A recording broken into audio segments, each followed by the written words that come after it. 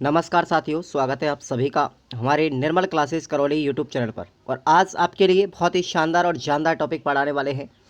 राजस्थान की फ्लैगशिप योजनाओं के बारे में हमने पार्ट 1 के अंदर बात की थी और आज हम पढ़ेंगे इसमें राजस्थान की जन कल्याणकारी योजनाएं। तो ये दोनों चैप्टर मिला करके आपको 3 क्वेश्चन एग्जाम में देंगे।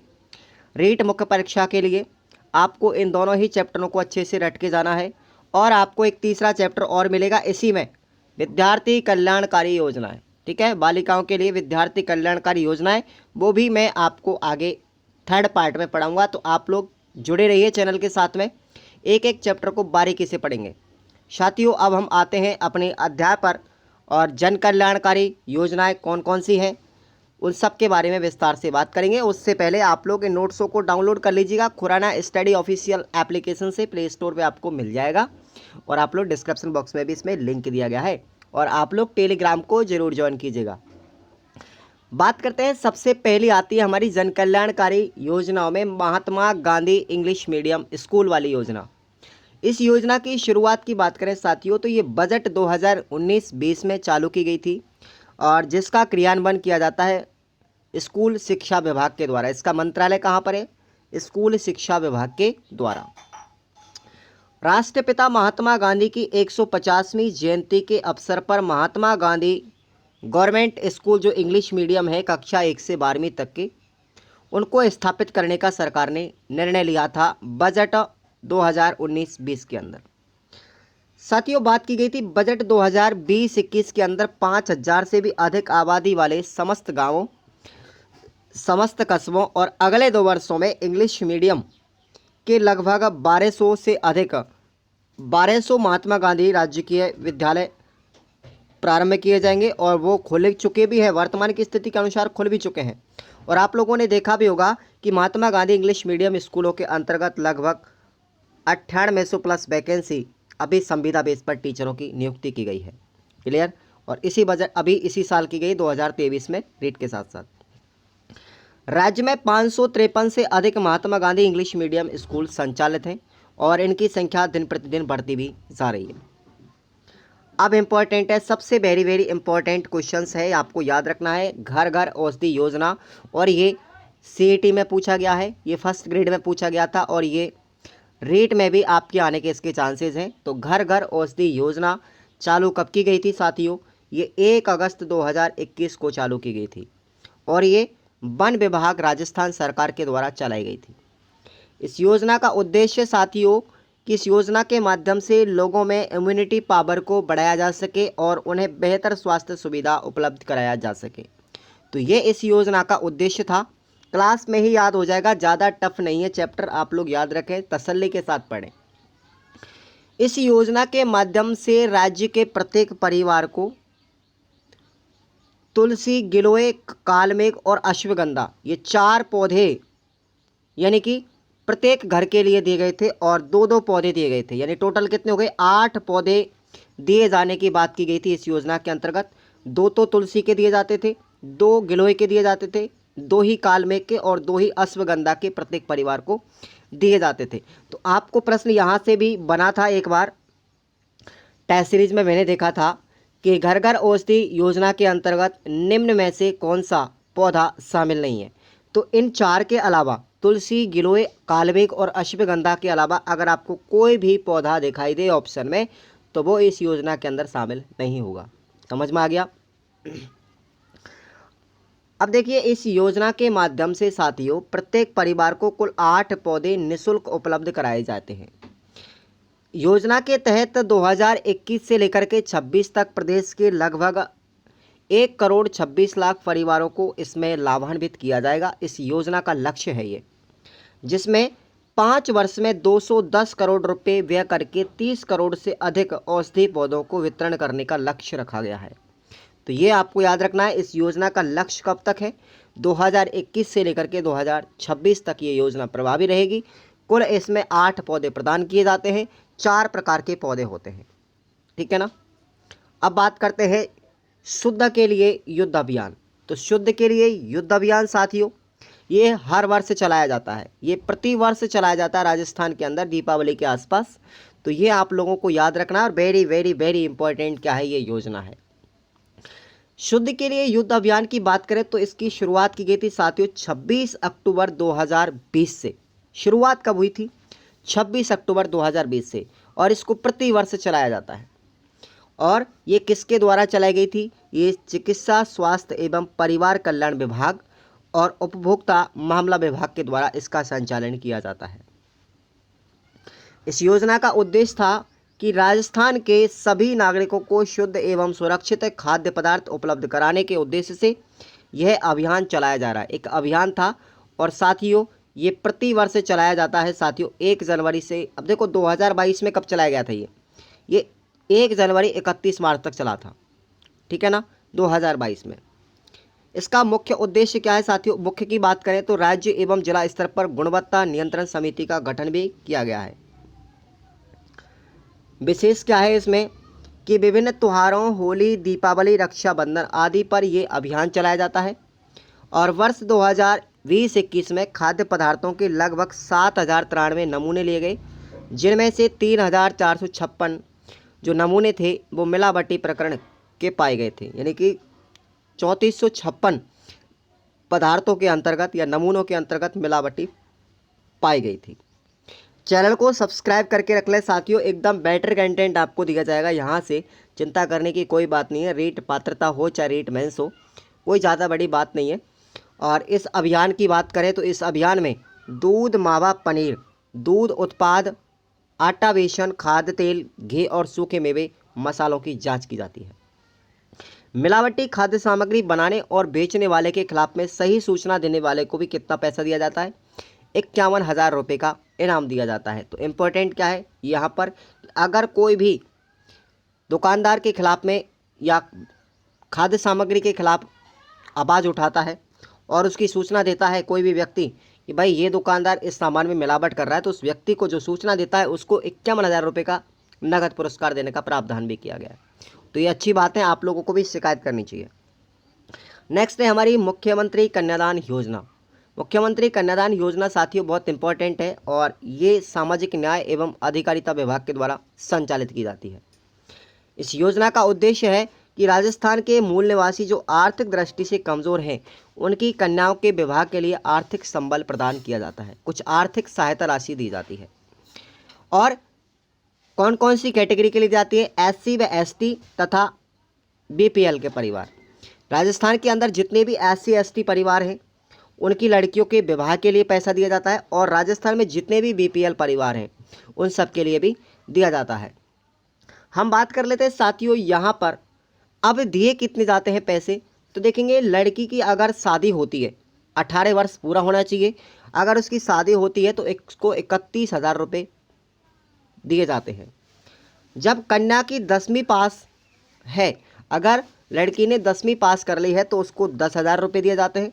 और अगर कन्या ने स्नातक करने के अतिरिक्त स्नातक कर लिया है तो उसको 20,000 रुपये दिए जाते हैं।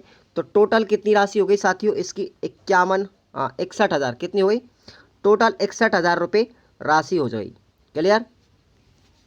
अब इसमें लाभार्थी क्या है साथियों, देखेंगे। लाभार्थी है कि शेष सभी वर्गों के BPL परिवार, अंत्योदय परिवार, आस्थाधारी कार्ड, विधवा महिलाएं और विशेष योग्यजन, इन सब को यहाँ पर इसमें लाभ मिलता है। अब यहाँ पर कुछ आपको और अतिरिक्त जानकारी देंगे। अगर कन्या की शादी है 21,000, 10वीं पास है 10,000 और स्नातक है तो 20,000। लेकिन आपको और मैं बता दूँ यहाँ पर, अब देखिए यहाँ पर और इसमें अंतर है। अगर SC ST की बात करेंगे, SC और ST की, तो उनको तो दिए जाते हैं 61,000। कितने दिए जाते हैं? 61,000। लेकिन अगर इनमें से कोई भी व्यक्ति है, BPL परिवार है, अंत्योदय परिवार है, आस्थाधारी कार्ड है, विधवा महिला है, विशेष योग्यजन, उनके लिए टोटल कितना दिया जाएगा? उनके लिए 51,000 रुपये की राशि दी जाती है शादी के लिए। समझ में आ गया ना? तो ये आपको अंतर इसमें समझ लेना है। अगर देखिए अब इस योजना का लाभ कौन उठा सकते हैं? पहली चीज़ तो वो कन्या राजस्थान की निवासी होनी चाहिए और लाभार्थी जो है उसकी उम्र 18 वर्ष या उससे अधिक होनी चाहिए, और एक ही परिवार की केवल 2 कन्याएं इस योजना का लाभ प्राप्त कर सकती है। 2 से अधिक लड़कियों के लिए ये लाभ नहीं मिल पाएगा। नेक्स्ट है हमारी राजस्थान सिलिकोसिस नीति 2019। इस योजना को अक्टूबर 2019 में शुरू किया गया था। संचालन किसके द्वारा किया जाता है? इसका मंत्रालय है सामाजिक न्याय एवं अधिकारिता विभाग। और राजस्थान देश का ऐसा पहला राज्य है जिसमें सिलिकोसिस व्यक्ति के लिए सहायता दी जाती है। अब ये सिलिकोसिस व्यक्ति को होती किस चीज़ से है? वो पात्र व्यक्ति कौन कौन है? एक तो मूर्तिकार, पत्थर का काम करने वाले, मिट्टी का काम करने वाले और खदानों में काम करने वाले मिस्त्री या श्रमिक, उन सभी को इस योजना का लाभ मिलता है। श्रमिक को पुनर्वास व इलाज के लिए सुविधा भी मिलती है और विधवा को पेंशन और पालनहार की सुविधा दी जाती है। अगर किसी महिला का हस्बैंड एक्सपायर हो जाता है तो उसको पेंशन दी जाती है और पालनहार भी बच्चों के लिए दिया जाता है। अब देखेंगे मिलेगा कितना, इसमें मिलेगा कितना, सबसे इम्पोर्टेंट बात है इस राशि में कितनी जाती है। सिलिकोसिस के प्रमाणीकरण पर राशि, देखो जब रजिस्ट्रेशन हो जाता है तो पूरे डॉक्यूमेंट लगाने के पश्चात में सिलिकोसिस के परिवार के लिए 3 लाख रुपए की राशि दी जाती है। व्यक्ति जब जिंदा होता है, मरता नहीं है, सिलिकोसिस पीड़ित जो प्राणी होता है उसके लिए कितना मिलेगा? 3 लाख रुपए का सहायता मिलेगा इलाज करवाने के लिए। लेकिन जब मृत्यु हो जाती है सिलिकोसिस पेशेंट की, तो मृत्यु के पश्चात उसके परिवार को चलाने के लिए 2 लाख रुपए और दिया जाता है। और सिलिकोसिस जो रोगी होता है साथियों, उसको 1500 रुपये पेंशन भी दी जाती है, रोगी को दी जाती है, उसके परिवार को तो बाद में मिलती है, ठीक है ना। और सिलिकोसिस विधवा पेंशन, अब देखिए कोई महिला का पति जो है एक्सपायर्ड हो जाता है सिलिकोसिस से, तो उसको पेंशन भी निर्धारित की गई है उम्र के अनुसार। अगर 55 वर्ष की उम्र है साथियों तो उस महिला को 500 रुपये की पेंशन मिलेगी। अगर उसकी उम्र 55 से 60 के मध्य में है तो उसको 750 रुपये पेंशन मिलेगी। और 60 से 75 के मध्य में उसकी उम्र है विधवा की तो उसको 1000 रुपये की राशि। और 75 वर्ष से अधिक उम्र है महिला की तो उसको 1500 रुपये का पेंशन मिलती है। तो ये आपको याद रखना है। अब सिलिकोसिस जो परिवार होगा साथियों, उसके परिवार को पालनहार भी दिया जाता है। अब उस पालनहार में बच्चों को कितनी राशि दी जाती है? अगर बच्चे की उम्र साथियों 6 वर्ष की है तो 6 वर्ष तक के बच्चे को, एक बच्चे को 500 रुपये दिया जाता है, चाहे उसके परिवार में कितने भी बच्चे क्यों ना हो। अगर बच्चे की उम्र 6 वर्ष से लेकर के 18 वर्ष के बीच में है तो उसको 1000 रुपये प्रति माह दिया जाता है। और प्रत्येक बच्चे को 2000 रुपये की वार्षिक राशि, 2000 रुपये एक मुश्त भी इसमें दी जाती है। तो ये इसका फ़ायदा है। नेक्स्ट है हमारा एकल नारी पेंशन योजना, मुख्यमंत्री एकल नारी पेंशन योजना। अब ये इम्पोर्टेंट है, इसमें पेंशन दी कितनी जाती है, सबसे बड़ी चीज़ इम्पॉर्टेंट ये भी है कि इसका लाभ कौन कौन ले सकते हैं। सबसे पहले मुख्यमंत्री एकल नारी जो पेंशन योजना है वो विधवाओं के लिए है, परित्यक्तता के लिए है, तलाकशुदा महिलाओं के लिए, और ऐसी महिलाएं जिसके परिवार की आय 48,000 रुपये से कम हो, परिवार की वार्षिक आय 48,000 से कम होनी चाहिए, तो उसकी एकल नारी पेंशन योजना का लाभ मिल पाएगा। अब सुनिएगा इसमें पेंशन मिलती कितनी है। अगर महिला की आयु 18 वर्ष से 55 वर्ष के मध्य में है तो उसको 500 रुपये प्रति महीना दिया जाएगा। अगर बात करें उसके 55 से 60 वर्ष के बीच में है तो उसको 750 रुपये, 60 से 75 वर्ष के बीच उम्र है तो उसको 1000 रुपये, और 75 वर्ष से अधिक उम्र है तो उसको 1500 रुपये की पेंशन सहायता दी जाती है। और इस योजना का संचालन होता है सामाजिक न्याय एवं अधिकारिता मंत्रालय द्वारा। समझ में आ गया। अगला है हमारा मुख्यमंत्री वृद्ध सम्मान पेंशन योजना, और इसका संचालन सामाजिक न्याय एवं अधिकारिता विभाग द्वारा किया जाता है। इसमें पात्रता किसकी है साथियों, इस योजना का लाभ कौन ले सकते हैं? 55 वर्ष या इससे अधिक आयु की महिला, महिला कितनी होनी चाहिए? 55 से लेकर के 55 वर्ष से अधिक उम्र की। और पुरुष कितना उम्र का होना चाहिए? 58 वर्ष या उससे अधिक उम्र का होना चाहिए, और वो राजस्थान का मूल निवासी होना चाहिए, तब जाकर के उसको इस पेंशन का लाभ मिल पाता है। उसके जीवन निर्वाह हेतु स्वयं एवं पति या पत्नी की नियमित आय का कोई स्रोत नहीं हो, यानी ऐसे व्यक्तियों को भी पेंशन मिलती है साथियों। इसमें या तो वो स्वयं नहीं कमाता हो, या फिर उसका पति वगैरह एक्सपायर्ड हो चुका हो, या फिर उनका कोई भी इनकम नहीं हो, तो ऐसे व्यक्तियों को लाभ मिलता है। जो प्रार्थी है, प्रार्थी एवं पति पत्नी की समस्त स्रोतों से कुल आय लगभग 48,000 से कम होनी चाहिए, तब उसको इसका लाभ मिलेगा। और विशेष याद रखना, बीपीएल अंत्योदय आस्था कार्डधारी परिवार, शहरिया जाति और कथोड़ी तथा खेरवा जाति के व्यक्तियों को आप संबंधी शर्त से छूट प्रदान की जाती है। तो इन जातियों को कुछ रिलीफ होता है, इसमें एक्स्ट्रा छूट दी जाती है, तब ये जाकर के पेंशन मिल भी जाती है। यदि प्रार्थी स्वयं या उसका पुत्र केंद्र सरकार या किसी अन्य राज्य सरकार के अधीन में सेवारत है या पेंशनर है तो वो इन नियमों के अंतर्गत पेंशन प्राप्त करने का पात्र नहीं हो पाएगा। समझ में आ रहा है इसका मतलब? अगर किसी पेंशनधारी व्यक्ति जो पेंशन लेना चाहता है, अगर उसका बेटा केंद्र सरकार या राज्य सरकार में नौकरी करता हो या फिर उसको भी पेंशन मिलती हो नौकरी के पश्चात रिटायरमेंट होने के बाद, तो उसके माता पिता को कोई लाभ नहीं मिल पाएगा। अब पेंशन इसमें कितनी दी जाती है याद रखें। अगर वृद्ध सम्मान जो पेंशन योजना साथियों, अगर उम्र 75 वर्ष से अधिक है, पेंशन कब मिलेगी? 75 वर्ष से कम उम्र होने पर। 75 वर्ष से कम है तो 750 रुपये, और 75 वर्ष से अधिक उम्र है तो उसको 1000 रुपये की राशि दी जाती है। नेक्स्ट है हमारा मुख्यमंत्री विशेष योग्यजन सम्मान योजना। यह योजना मंत्रालय कौन है इसका? सामाजिक न्याय एवं अधिकारिता विभाग। इसमें किस किस को फ़ायदा मिलता है तो देखेंगे, किसी भी वर्ग का विशेष योग्यजन व्यक्ति जो अंधा हो, कम दिखाई देता हो, चलने में परेशानी हो, निःशक्तजन हो, कुष्ठ रोग से युक्त हो और श्रवण शक्ति से यानी सुनने में कम सुनता हो, मानसिक बुद्धि मंद हो उसकी और मानसिक रोगी हो, इनमें से अगर किसी भी प्रकार की उस व्यक्ति को बीमारी है तो वो इस योजना का लाभ ले सकता है। इसके अलावा उसमें लगभग 40% विकलांगता, अगर कोई अपाहिज है तो उसको 40% या उससे अधिक विकलांगता होनी चाहिए, सर्टिफिकेट होना चाहिए विकलांग का। प्राकृतिक रूप से बौनापन होना चाहिए, यानी कि अगर व्यक्ति की उम्र कितनी है 3 फीट 6 इंच से कम है तो उसको इस योजना का लाभ मिलेगा। जिसकी स्वयं की सम्मिलित वार्षिक आय 60,000 से कम है तो उसको भी इसका लाभ मिलेगा। अब पेंशन कितना मिलेगी सुनिएगा। अब देखिए महिलाओं के लिए बात करते हैं हम, तो महिला के लिए अगर 55 वर्ष से कम उम्र है, ठीक है ना, और पुरुष की 58 वर्ष से कम है तो उसको 750 रुपये दिए जाएंगे। अगर महिला की उम्र 55 वर्ष से अधिक और पुरुष की उम्र 58 वर्ष से अधिक है लेकिन 75 वर्ष से कम होनी चाहिए तो 1000 रुपये दिए जाएंगे। अगर 75 वर्ष से अधिक आयु है दोनों की, महिला और पुरुष की, तो उसको 1250 रुपये प्रदान किए जाएंगे। लेकिन याद रखना इसी योजना के अंतर्गत जो कुष्ठ रोगी होता है, ठीक है ना, विशेष योग्यजन पेंशनरधारी होता है और सिलिकोसिस की बीमारी से पीड़ित व्यक्ति होता है, उसको 1500 रुपये दिए जाते हैं और ये संपूर्ण राशि राज्य सरकार के कोष से दी जाती है। नेक्स्ट है हमारा पालनहार योजना। इस पालनहार योजना की शुरुआत 8 फरवरी 2005 को की गई थी और इसका उद्देश्य था कि अनाथ बच्चों की देखभाल तथा शिक्षा व्यवस्था समाज में निकटतम रिश्तेदार व इच्छुक व्यक्तियों के द्वारा इस योजना का लाभ उठाया जा सकता है।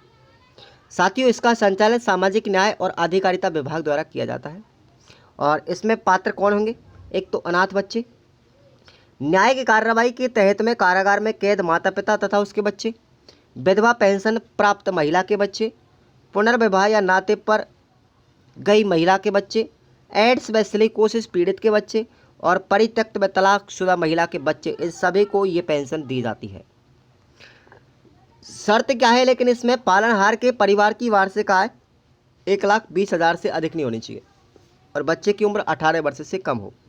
18 वर्ष का हो जाएगा उसी दिन उसकी पेंशन बंद कर दी जाएगी। लेकिन इंपॉर्टेंट है, प्रश्न ये पूछा गया था अभी हाल ही में कि 0 से 6 वर्ष तक की आयु में पालनहार योजना में कितनी राशि दी जाती है साथियों? 500 रुपये दी जाती है, लेकिन उसका आंगनबाड़ी में बच्चे का एडमिशन होना चाहिए। समझ में आया? और 6 वर्ष से लेकर के 18 वर्ष की आयु में अगर बच्चे की है तो उसको 1000 रुपये पेंशन मिलती है, पालनहार मिलता है, लेकिन उसका स्कूल जाना अनिवार्य है। पढ़ाई पे विशेष कर ध्यान देगा सरकार ने। नोट याद रखना, 2000 रुपये जूते स्वेटर तथा वस्त्र हेतु अतिरिक्त राशि भी 1 साल में दी जाती है। अब बात करते हैं MSME अधिनियम व स्व प्रमाणीकरण। इस योजना की शुरुआत बात करें साथियों 17 जुलाई 2019 को यह अधिनियम लागू किया गया था और इसका मंत्रालय सूक्ष्म लघु एवं मध्यम उद्योग विभाग। प्रदेश में MSME इकाइयों की सरल स्थापना और विकास के लिए इसका उद्देश्य था। इस योजना के तहत में उद्यमियों को 3 वर्ष तक राजस्थान के अधिनियम के अंतर्गत विभिन्न विभागों की किसी भी प्रकार की राशि स्वीकृति व निरीक्षण की आवश्यकता नहीं होती। समझ में आ गया? MSME के अंतर्गत इंपॉर्टेंट नहीं है, खासतौर से नहीं पूछी जाती। अगला है जन सूचना portal, very very very important योजना, ठीक है ना। देखेंगे जन सूचना पोर्टल 2019, ये जन सूचना पोर्टल की शुरुआत साथियों 13 सितंबर 2019 को की गई थी। सूचना प्रौद्योगिकी एवं संचार विभाग इसका संचालन करता है। राजस्थान जन सूचना पोर्टल लॉन्च करने वाला देश का ऐसा पहला राज्य है, ठीक है ना, राजस्थान, जिसने जन सूचना पोर्टल लॉन्च किया था। और ये आरटीआई की धारा 4 के भाग सेकंड के तहत राजस्थान सरकार ने जन सूचना पोर्टल लॉन्च भी किया था। और ये राजीव गांधी मिशन, जो राजीव गांधी मिशन है उसके तहत संचालित है ये योजना। वर्तमान में 115 विभागों में चल रही 260 योजनाओं को जन सूचना पोर्टल में शामिल भी किया गया है। अब गूगल पे सर्च कर सकते हो जन सूचना पोर्टल। अगला है IEM शक्ति उड़ान योजना, इंपॉर्टेंट है। और इसकी शुरुआत कब की गई थी साथियों? 19 नवंबर 2021 को। महिला एवं बाल विकास विभाग इसको संचालित करता है, तारीख तो याद रखना ही पड़ेगा। उद्देश्य था राजस्थान सरकार के द्वारा इस योजना के माध्यम से राजस्थान की महिलाओं तथा किशोरियों को सरकार की ओर से प्रतिमाह 12 सैनिटरी व नैपकिन प्रदान किए जाते हैं। समझ में आ रहा है ना? 18 वर्ष जैसे ही लड़की की उम्र 10 वर्ष से अधिक है और 45 वर्ष से कम है तो ऐसी किशोरियों तथा महिलाओं को सरकार के द्वारा नैपकिन तथा सैनिटरी वितरण किए जाते हैं। साल में 12 नैपकिन सैनिटरी दिए जाते हैं। और ये योजना चालू की गई थी IEM शक्ति उड़ान योजना, तो ये 19 नवंबर 2021 को की गई थी। समझ में आ गया? सरकार द्वारा ब्लॉक के तहत निश्चित आंगनबाड़ी सेंटर के माध्यम से महिला लाभार्थियों को भी सैनिटरी नैपकिन वितरण किए जाते हैं। और आपको याद रखना है इसके लिए ग्रामीण जो क्षेत्र है साथियों, ग्रामीण क्षेत्र के 282 और ब्लॉक स्तर के प्रत्येक ब्लॉक के 5 आंगनबाड़ी सेंटरों का चिन्हांकन भी किया जाएगा। और पहले चरण के लिए कुल बजट रखा गया था 200 करोड़ रुपए। अब इसमें विशेष क्या है कि महिलाओं तथा किशोरियों को फ्री सैनिटरी नैपकिन इस योजना का संचालन इंदिरा गांधी शक्ति निधि के माध्यम से किया जाता है। इस योजना के प्रभावी क्रियान्वयन के लिए अलग अलग एम्बेसडर बनाए गए हैं। राज्य स्तर पर कितने होते हैं? 2 एम्बेसडर होते हैं और जिला स्तर पर 1 एम्बेसडर। और इम्पॉर्टेंट है ये, ठीक है ना। नेक्स्ट है जल जीवन मिशन योजना, वेरी वेरी इंपॉर्टेंट। जल जीवन मिशन योजना ये लागू किया गया था साथियों। ये अभियान 15 अगस्त 2019 को प्रधानमंत्री नरेंद्र मोदी के द्वारा पूरे देश में। और इसका विभाग कौन सा है? पेयजल और स्वच्छता विभाग और जल शक्ति विभाग इसको नियंत्रित करता है। इसका उद्देश्य है कि राज्य के सभी ग्रामीण क्षेत्रों में पानी की सुविधा उपलब्ध करवाई जाए। और इसी को हम क्या कहते हैं? हर घर जल योजना के नाम से जाना जाता है। इस मिशन के तहत में राज्य के जिन इलाकों में पानी की सुविधा नहीं है वहाँ पानी पहुँचाया जाता है। और इसका लाभ साथियों ग्रामीण व शहरी क्षेत्रों में लोगों को प्रदान किया जाएगा, जिसमें योगदान किसका है? केंद्र सरकार 50% वहन करेगी और राज्य सरकार भी इसका खर्चा 50% वहन करेगी। लेकिन हमारे जो उत्तरी पूर्वी राज्य हैं जैसे हिमाचल प्रदेश, इस हिमाचल प्रदेश के लिए राज्य सरकार जो है वो पूरा 100%, राज्य सरकार को पूरा 100% केंद्र सरकार देती है, केंद्र सरकार पूरा देती है। जबकि उत्तराखंड में केंद्र सरकार 90% और राज्य सरकार जो है उत्तराखंड की वो 10% योगदान देती है। लेकिन हमारा राजस्थान में तो 50-50 है भैया। समझ में आ गया ना। आगे बात करते हैं हमारी इंदिरा गांधी मातृत्व पोषण योजना। ये भी वेरी वेरी इंपॉर्टेंट योजना है, इंदिरा गांधी मातृत्व पोषण योजना। और साथियों इसका मंत्रालय है, आपको याद रखना मंत्रालय कहाँ पर है इसका? मंत्रालय कौन सा संचालित करता है? महिला एवं बाल विकास विभाग और चिकित्सा स्वास्थ्य परिवार कल्याण विभाग इसको नियंत्रित करता है। और इम्पॉर्टेंट है कि इसकी जो शुरुआत की गई थी इंदिरा गांधी मातृत्व पोषण योजना की, वो 19 नवंबर 2020 को की गई थी इंदिरा गांधी की 103वीं जन्म जयंती पर। इसका उद्देश्य कि महिलाओं के स्वास्थ्य की देखभाल के लिए आर्थिक सहायता दी जाना। और इसका लाभ कौन ले सकते हैं? राज्य में दूसरे बच्चे को जन्म देने वाली गर्भवती माँ, यानी कि अगर किसी महिला के गर्भ है लेकिन दूसरी संतान को जन्म देने वाली माता जो गर्भवती होगी उसको लाभ मिलेगा। और इसमें कितनी राशि मिलेगी? 6,000 रुपये की सहायता राशि दी जाती है। अब वो 5 किस्तों में मिलती है। ये 6,000 रुपये 5 किस्तों में मिलते हैं। कब मिलते हैं? पहली किस्त दी जाती है 1,000 रुपये की। कब? गर्भावस्था की जांच और पंजीकरण होने पर। अब ये याद रखना, ये इंपॉर्टेंट है कि कौन सी किस्त कब दी जाती है, ठीक है ना। तो पहली किस्त महिला को मिलेगी 1,000 रुपये उसकी गर्भावस्था की जांच में पंजीकरण होने पर। दूसरी किस्त भी 1,000 की दी जाएगी पर सबसे पहले 2 जांच होने पर। और तीसरी किस्त 1,000 की दी जाएगी संस्थागत प्रसव होने पर। संस्थागत प्रसव होने किसी हॉस्पिटल में उसकी डिलीवरी हो रही है तब। और चौथी किस्त में 2,000 दिए जाते हैं एकमात्र ऐसी चौथी किस्त है जिसमें 2000, बाकी सब में 1-1000। तो 2000 दिए जाते हैं बच्चे के जन्म से 105 दिन बाद, जब उसको टीके लग जाते हैं और उसका जन्म पंजीकरण बन जाता है। और 5वीं किस्त आएगी 1000 की, और वो बच्चा जब 3 माह का हो जाता है तो उसके परिवार नियोजन के लिए दी जाती है। अब देखेंगे इस योजना को इंदिरा गांधी मातृत्व पोषण योजना 2022 की funding state mineral foundation science and geological department के अंतर्गत की जाएगी। प्रारंभ में प्रतापगढ़, डूंगरपुर, बांसवाड़ा, उदयपुर तथा बारां जिले में इस योजना की शुरुआत की गई थी, लेकिन संपूर्ण राजस्थान में इस योजना को अप्रैल 2022 में लागू किया गया था। इस योजना में राष्ट्रीय खाद्य सुरक्षा अधिनियम 2013 के प्रावधानों की पालना के साथ साथ राजस्थान सरकार को कुपोषण निवारण रणनीति भी सुपोषित की जाती है। और राजस्थान विजन 2012 का लक्ष्य पूरा करने के लिए सामाजिक एवं व्यवहार परिवर्तन संचार रणनीति को भी इसमें अपनाया गया था। नेक्स्ट है राष्ट्रीय खाद्य सुरक्षा योजना। भारतीय संसद ने राष्ट्रीय खाद्य सुरक्षा अधिनियम 2013 पारित किया गया, जिसमें राष्ट्रीय खाद्य सुरक्षा योजना की शुरुआत की गई थी, जिसमें सस्ते दरों पर खाद्य सामग्री उपलब्ध करवाई जाती है। और इस योजना के अंतर्गत AAY परिवारों को के राशन कार्ड जो है साथियों, ऐसे धारकों को प्रति राशन कार्ड पर 35 किलो गेहूं तथा BPL तथा स्टेट BPL को 5 किलो गेहूं प्रति व्यक्ति 1 रुपये किलो की दर से प्रदान किया जाएगा। राज्य के 32 जिले ऐसे हैं साथियों जिनको पिछले वर्ष केरोसिन मुक्त कर दिया गया। अब तो किसी को मिट्टी का तेल मिलता ही नहीं है, बंद हो गया। मंत्रालय की बात करें तो भारत सरकार और खाद्य एवं सार्वजनिक वितरण निगम या विभाग जो है इसका संचालन करता है। अगला है हमारा उत्तर मैट्रिक छात्रवृत्ति योजना। ये साथियों इसका संचालन सामाजिक न्याय एवं अधिकारिता विभाग द्वारा किया जाता है और इसमें SC, ST और OBC छात्रों को आर्थिक लाभ दिया जाता है। तो देखेंगे आप लोग SC, ST के लिए तथा उनके अभिभावक SC, ST के लिए होगा, लेकिन उनके अभिभावकों की आय 2.5 लाख से अधिक नहीं होनी चाहिए। OBC की बात करें तो उसकी आय परिवार की 1.5 लाख से अधिक नहीं होनी चाहिए, और आर्थिक रूप से पिछड़ा है तो उसकी आय 1 लाख से अधिक नहीं होनी चाहिए। समझ में आ गया। अगला है इंदिरा गांधी राष्ट्रीय वृद्धावस्था पेंशन योजना।